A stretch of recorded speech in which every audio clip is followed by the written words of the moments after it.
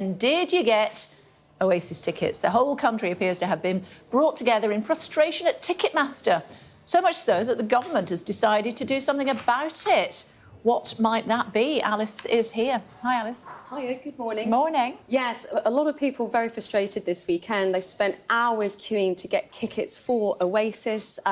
Originally, the tickets might be advertised on Ticketmaster. It's shown to be something like £148.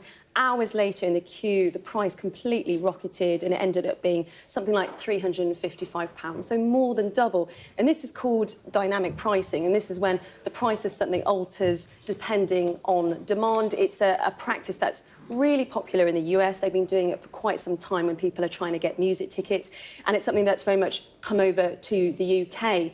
Now, in a manifesto, Labour had pledged to bring in greater protections to protect people against being ripped off by touts.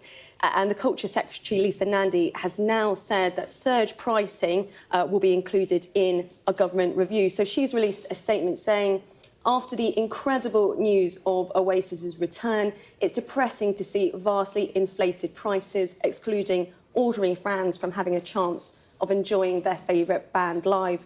This government is committed to putting fans back at the heart of music. So we will include issues around the transparency and use of dynamic pricing, including the technology around queuing systems, which incentivise it, in our forthcoming consultation on consumer protections for ticket resales.